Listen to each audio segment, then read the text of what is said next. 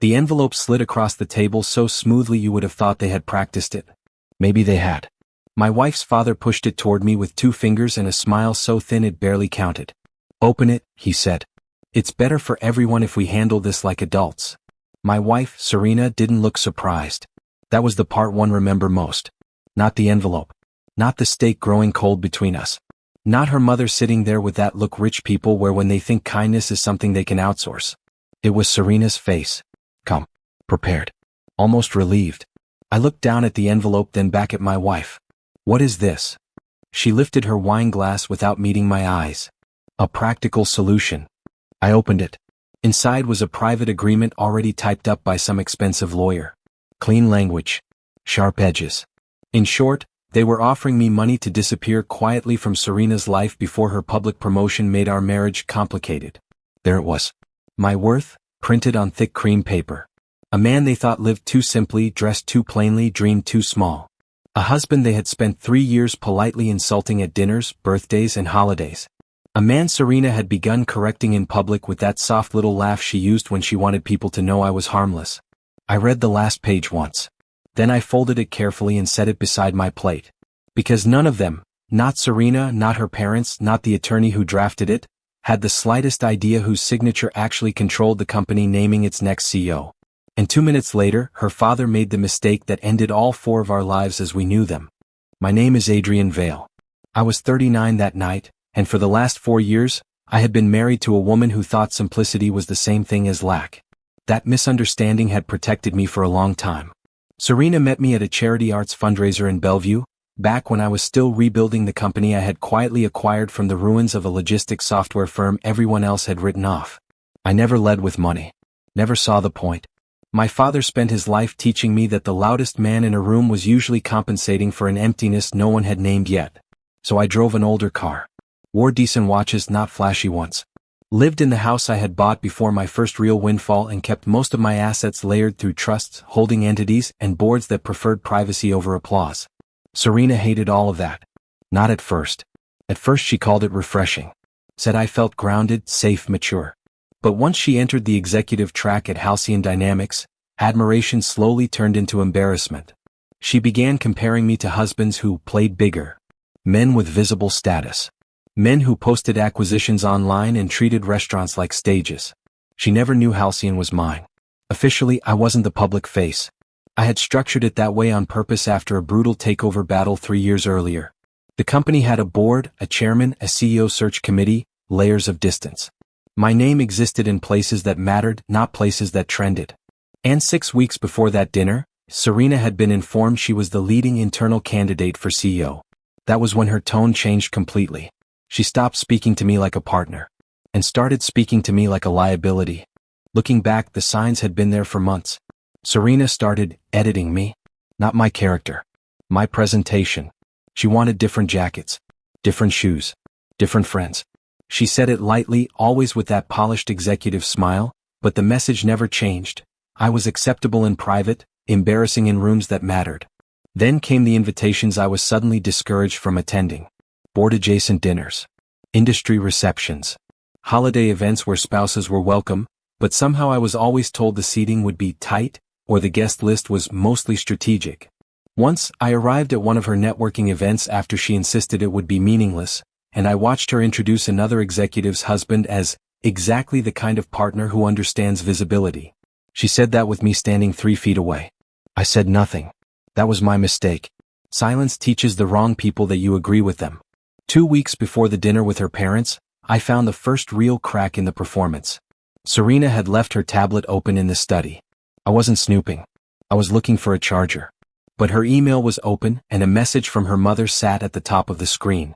If Adrian won't step aside quietly, your father knows a firm that handles these things discreetly. You cannot become CEO with that man attached to your image.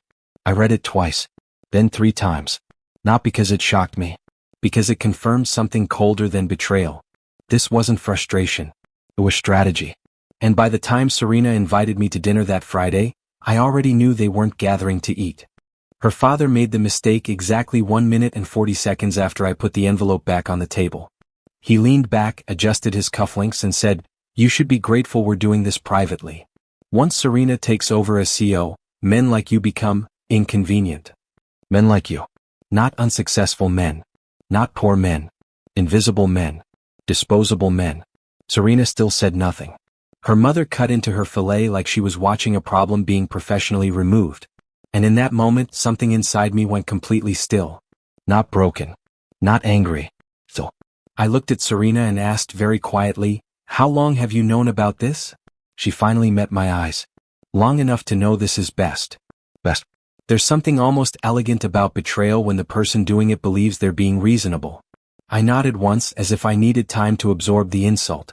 In reality, I was measuring every expression at that table, filing it away, deciding who had led this and who had simply enjoyed it. Then Serena's father delivered the second mistake.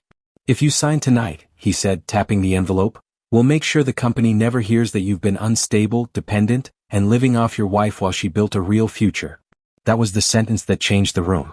Not visibly for them. For me. Because now it wasn't just contempt. It was coercion. A threat wrapped in polished language. I reached for my glass, took one slow sip of water, and said the only thing any of them were prepared to hear from a man they thought had already lost. "Fair enough." Serena exhaled. Her mother relaxed. Her father smiled. And across the white tablecloth, hidden beneath my folded hand, my phone vibrated once with a message from the chairman of Halcyon's board. "Need your final decision on the CEO appointment tonight." I didn't answer the chairman right away. I let the phone sit against my palm while Serena's father pushed a pen toward me like he was closing a minor real estate deal. The agreement was simple on the surface. Confidential separation, financial compensation, no public dispute, no claim on Serena's future reputation. Clean language. Expensive cruelty. I skimmed it once more, then looked at Serena. "Is this really what you want?" I asked. It was the last opening I gave her. Not because I was weak. Because once I moved, I intended to move cleanly. Serena folded her napkin and placed it beside her plate. "I want a life that fits where I'm going." There it was. Not love gone cold. Ambition without memory. I signed nothing. Instead, I placed the agreement back in the envelope and said, "Then I won't make this harder for you." Her father actually chuckled. He thought surrender had a sound and he was hearing it. I stood, buttoned my jacket, thanked them for dinner, and walked out before any of them could say something memorable enough to ruin the elegance of what they believed they had accomplished. The second I reached the valet stand, I called the chairman. "Adrian," he said, "we need to finalize tonight. Serena's supporters are pushing hard." I looked back through the restaurant glass. For silhouettes at the table. Serena already leaning toward her parents, no doubt discussing the man they believed they had just buried. "Take her out of consideration," I said. A beat of silence. Then, "Understood." "And the internal review?" "Started at 8 a.m., I said. "Full communications pull. Off books if necessary." Because Serena had mistaken privacy for power. And by morning, I intended to show her the difference. I barely slept that night. Not because I doubted the decision. Because betrayal has a strange way of making even the obvious feel unreal once the room goes quiet. At 7:40 the next morning, I was in a private conference suite on the 42nd floor of Halcyon's headquarters, watching the city come awake through a wall of glass Serena had only ever seen from lower levels. The chairman arrived first. Then outside counsel. Then the head of compliance. No one wasted words. The board had already approved the internal review framework before midnight. All they needed from me was permission to widen it. They got it. At 8:03, compliance began pulling Serena's company communications, executive expense submissions, hiring recommendations, and deleted message recoveries linked to the CEO selection cycle. By 9:15 the first problem surfaced. By 9:42, it became a pattern. She hadn't just hidden me. She had used me. Multiple internal messages showed Serena presenting herself as effectively unattached, socially unencumbered, and free to represent the brand without domestic drag. In one exchange with a board influence consultant, she described her husband as a temporary personal complication that will be resolved before the transition is public. Temporary. That word did more damage than any insult from her father. Then came the second discovery. 3 expense entries routed through an executive discretionary account had paid a law firm retainer, the same firm that drafted the envelope shoved across the dinner table. She had used company-linked resources to prepare her private disposal of me. And by 10:11 a.m., the board no longer saw Serena as a CEO candidate. They saw exposure. At 11:30, Serena was told the CEO vote had been postponed. At 11:47 she was asked to report to an internal review meeting. At 12:06 she learned the meeting was not about strategy. It was about her. I watched none of it in person. That was deliberate. Humiliation is noisy when people perform it live. I wanted facts, not theater. So I stayed in the conference suite while counsel brought updates in measured, quiet intervals, each one cleaner than anger. Serena denied everything first, then minimized, then reframed. That was apparently how she handled pressure, same way she handled me. Reduced the moral weight, renamed the damage, act offended that anyone noticed. But documents don't bruise when you push them. They don't cry when you lie. They just sit there and remain true.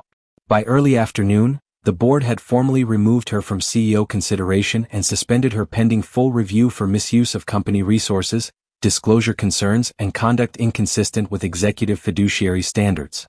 Her access was restricted before the meeting even ended. Strategy files, building credentials, all cut in sequence. Then her father called me. No greeting, no dignity, just rage. "What have you done?" he demanded. I let the silence breathe one full second before answering. "What you taught your daughter," I said, "is that image matters more than character. This is just image meeting reality." He threatened lawyers. I almost smiled. Because men like him always believe money can still control a room after truth enters it. An hour later, Serena finally called. For the first time in 3 years, her voice had no polish in it. Only panic. And when I answered, she said the one line I knew meant the ground had finally opened beneath her. "Adrian, who are you?" I looked out at the skyline from the 42nd floor and answered her with the truth she had spent years training herself not to see. "I'm the man you kept underestimating." She started crying then. Not softly. Not with grace. With the raw, shocked grief of someone who had mistaken access for ownership and suddenly discovered every door in the building had belonged to someone else all along. "Adrian, please," she said. "I didn't know."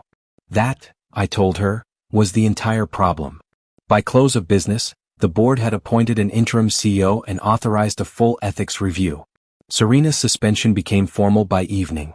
Her father's law firm sent a threatening letter before dinner. Outside counsel answered it before dessert. The company's funds had not been used for governance, retention, or strategy. They had been used to quietly prepare the removal of a spouse she considered damaging to her public image.